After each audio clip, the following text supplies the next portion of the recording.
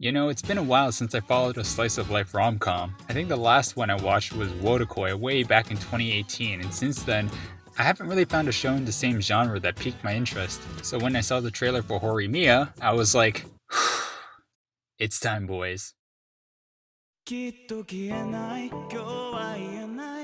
Horimiya follows Kyoko Hori and Izumi Miyamura, two students who are total opposites from each other. While Hori is friendly and popular amongst students, Miyamura is more quiet and reserved. However, we learn that both of them have a side to their personality that they don't want others to know about. With Hori, she's basically a housewife outside of school, everything from cooking, cleaning, and taking care of her younger brother when her parents aren't home. With Miyamura, he went from an emo boy to every early 2000s scene girl's wet dream. When they find out about each other's secrets, they made a "I don't want anyone else to see this side of you, I want to keep it to myself" kind of promise. What makes their relationship so great is the fact that they complement each other so well. Hori's the type of person to work too hard for her own good. And because she tries to keep out this image of being this responsible, friendly, cheery student, she doesn't have anyone to talk about her struggles outside of school, mainly because she doesn't want anyone to worry about her. Miyamura is there to lend a hand of sorts and keep her grounded, reminding her that she's not alone. In Miyamura's case, he was never the type to interact with anyone because no one gave him a chance. Or rather, he never had the courage to open himself up to anyone in the first place.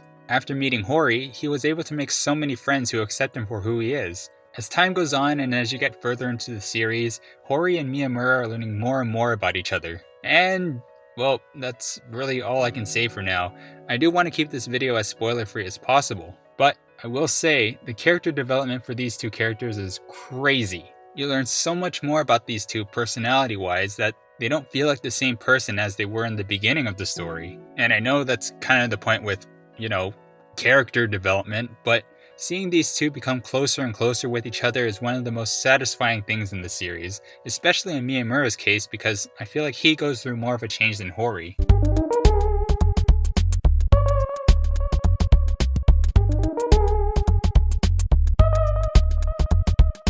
You get a few chapters here and there where you explore Miyamura's past. Back in middle school, he was labeled as a loner because of his appearance, and it seemed those comments really affected him. It affected him so much that he started to believe that they were true. Chapter 38 was significant because it was a reflection of who he was in the past and how his life changed because of the people he was able to meet. Before he met Hori, Shindo was the first person he became friends with in middle school. Shindo's the happy-go-lucky bro, as he's the first person who changed Miyamura's dark outlook on life, while also being the first person we see who's able to bring out a more violent, yet livelier side to him. Chapter 63 is a great example of how Miyamura changed. He was able to help Shindo when he was having relationship issues, similar to how Shindo helped Miyamura in Chapter 21.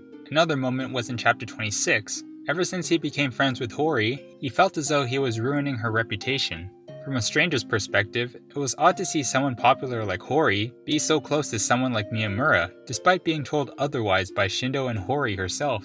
Miyamura decides to cut his hair as a response of sorts. Although it wasn't explicitly stated in the manga, I feel it was a way to physically symbolize change in his character. He no longer wants to be afraid and questions whether or not he deserves to have the life he never had in middle school. Most importantly, it was to show Hori that he was alright, and that he was able to move past that phase completely. If you're curious, I think Chapter 81 sums up the relationship quite nicely. Hello, Editor Kiri here. Now, before you friggin' yell at me in the comments, I realized in Chapter 23 that Miyamura cutting his hair was kind of hinted at in this chapter because of Hori's dad. He was all, "I will not allow long-haired boys in the house," and then he was all like, "Are you okay with being with my little girl and all that?" And Miyamura was like, "Sure, I'll cut my hair if it means that I'll get to stay with Hori." So don't worry, I caught it, but I feel like my fact still stands. I still feel like Miyamura cutting his hair symbolized growth in his character, so there you go. Back to the video.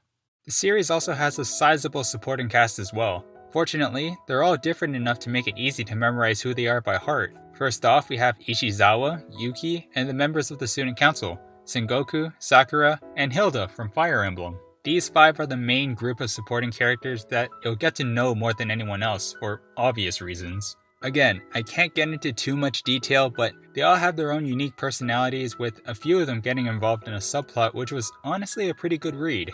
I'd always get excited when I find out the next chapter is focused on a singular or a group of side characters because it just gives another depth of layer to the story. I knew I would like Yuki's character from the jump because just look at her, she's adorable. In chapter 36, we find out that she has a crush on Ishizawa. However, it turns out that Sakura from the student council likes him as well. When Yuki sees that she's already given something to Ishizawa, she begins to feel insecure. She didn't have the same amount of courage as Sakura to tell Ishizawa how she felt about him. These 2 pages legitimately sent shivers down my spine because I was honestly expecting the worst. Fortunately, she was able to pick herself back up, and Ishizawa responded to her efforts, which I thought was nice. It was this chapter where we established that Yuki hides her true feelings and doesn't let anyone know.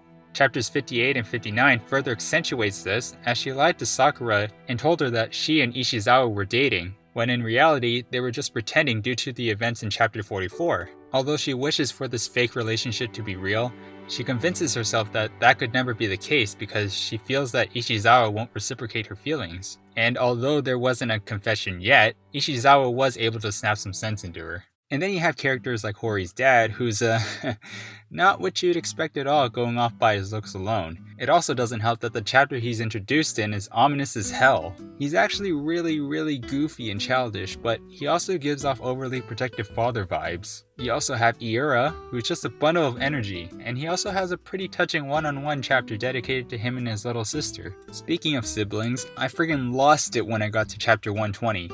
I saw this and I was like, bruh. Older Sota.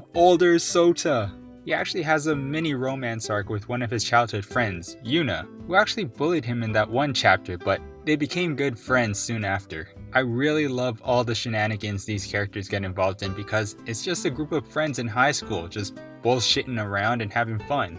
This is what I love about slice of life shows. You get a glimpse into each character, and it's honestly refreshing to see a story revolved around the side characters rather than the protagonists. It just makes the world feel so much bigger when we're really just focused on 1, maybe 2 places at a time. Story aside, you want to talk about the art? Let's talk about the art. I want to talk about the art. Can I please talk about the art? As with a lot of things in life, art plays a huge part when deciding whether or not to watch a series. The first thing that caught my eye with the series was, well, the eyes. There's just something about them that makes everyone look so lively, and Cloverworks did an amazing job with matching the art style of the manga. One of the things I loved when going through the manga was seeing the art on the cover of each new chapter. They're always so charming and expressive, but the gacha gamer in me can't stop putting a friggin' SSR symbol on the bottom right corner. Like, come on, you can't tell me this art doesn't look like it belongs in a gacha. If I had to sum up my experience when reading the manga, I would have to say it's nice. I know that doesn't sound like the highest of praise, but hear me out. The feeling I got from reading Horimiya was the same feeling I get when I'm just outside, sitting on a park bench and staring off in the distance and just letting my mind wander. Everything just felt so nice and relaxing. The art, the story, the characters, they all blend together to make something I've never seen before. Granted, I don't read a ton of manga regularly as is, but you get the idea. If you're a fan of slice of life rom-coms or are just looking for something different to sink your teeth into, Horimiya is definitely worth checking out.